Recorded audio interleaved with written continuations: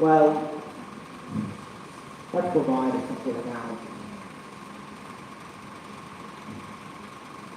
When we want to divide one whole amount between a certain number of things, and we want to see exactly how many ways there are to do that,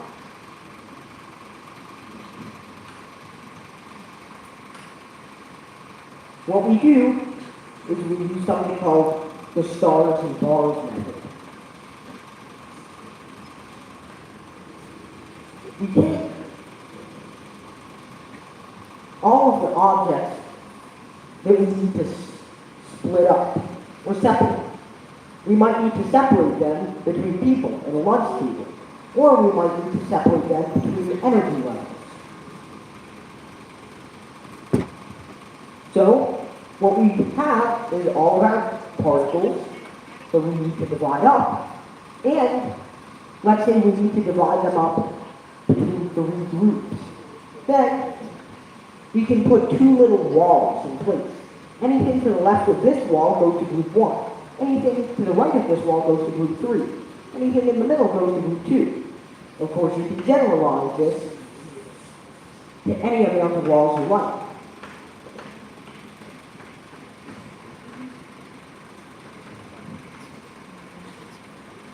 So, of course, there's always going to be this n-1 wall, or what this method calls bars. Now, we take these walls and we put them somewhere between the bars. Now, this amount goes to group 1, this goes to group 2, this goes to group 3, and this goes to group 4. And that can, of course, be generalized. Now, how many ways are there to do this? Well, this is just a standard combinatorial problem. You have 5 indistinct objects, 3 indistinct objects, and those 2 types of objects are distinguishable from one another, because, the stars and the bars aren't the exact same thing. So, all we have is the total number of stars and bars divided by the number of stars and the number of bars. Well, it's not that simple.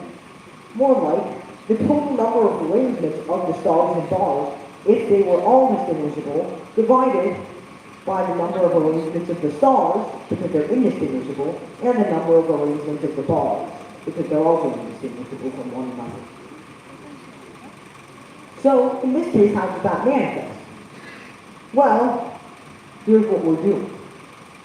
In quantum mechanics, as I said earlier, we don't know exactly how reality looks like at one point in time. All we can really calculate are probabilities.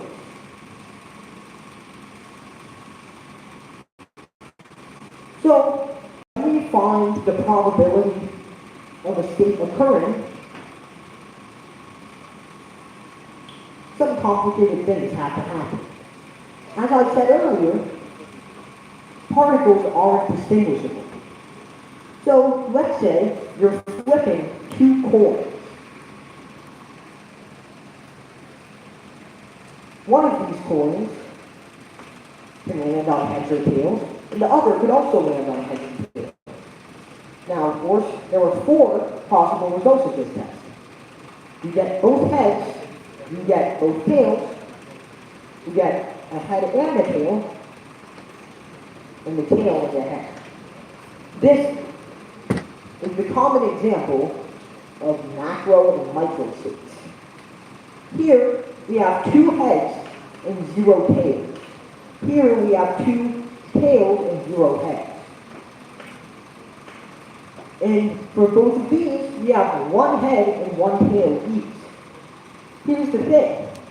While we can distinguish between these theoretically, when we're doing the math for probability, we know these are 2 separate possibilities that could happen. Experimentally, we have absolutely no idea when we read the measurement that it's 1 head and 1 tail, whether the head came first or whether the tail came first. And so, that's essentially how quantum particles act as well. You have the 2 heads, 0 tails possibility, the 0 heads, 2 tails possibility, and the 1 head, 1 tail possibility. And common sense would say, well, all 3 possibilities have the same probability. But here's the thing. These are all the macro states. These are all of the states that we can tell the difference from experimentally. But we know that there are things we can't tell the difference from theoretically. We know that the HT outcome and the pH outcome both exist and both have equal probability to these, but we can't tell the difference between these two. These are what we call microstates. We can know about them theoretically, but they can never be told apart experimentally.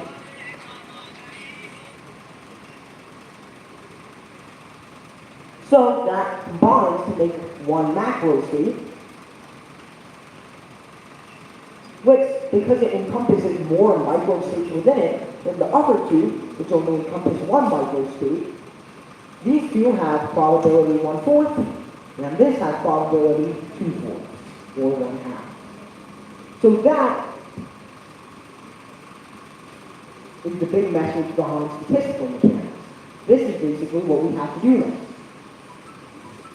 What we're going to do now is say that, well, every microstate has the same possibility, probability. Which means that to find the most probable macrostate, or the most probable state of reality that we can actually experimentally detect, we need to find the macrostate that has the most microstates inside it.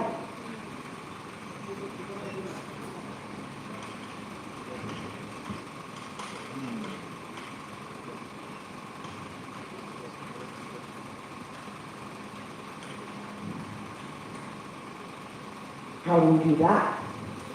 Well, what we're going to do is take all of our population, NI, and the degeneracy level of our energy level, GI, and just repeat the formula that I wrote down on the board earlier.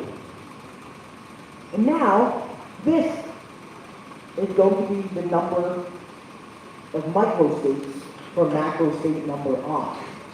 What we want to do is maximize this. Find the I that makes this super duper big. Now, to do that, we want to use an approximation, because factorials are absurdly difficult to work with. What approximation do we use? Well, in the 1700s, a little known mathematician named Abraham Dwyer came up with a nice and simple way to approximate the factorial. What he did was he took the logarithm of the factorial. See, as you know, the logarithm of a times b is just the logarithm of a plus the logarithm of b. And a factorial is the product of all integers up until a certain n. So, for example, this is 5 factorial. They would just get split into the sum from n equals 1 to 5 of log n. What Dwyer did is he took this sum and approximated it using an integral instead. He instead took the integral from 1 to 5 of log n, which is, well, it's not very accurate when n is maxed out at 5, but when this is very large, it becomes surprisingly good. And so, what does this give us at the end of the day? Well, it gives us n log n minus n. Well, the minus n is inside everything. So, if we get this result out of that integral, what can we say? Well, now we know, erasing this, that the logarithm of the factorial is approximately that. Another advantage that's on our side is that the logarithm is purely an increasing function. There is no point where the input can increase and the actual logarithm decreases. Which means that if we maximize the logarithm, we are maximizing the actual number. So let's just take the logarithm of this.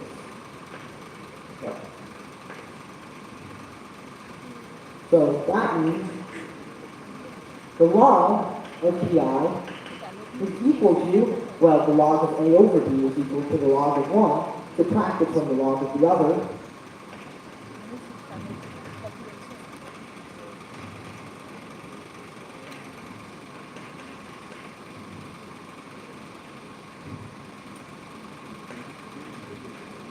And now, we can just plug in what we already know about the logarithm of the factorial.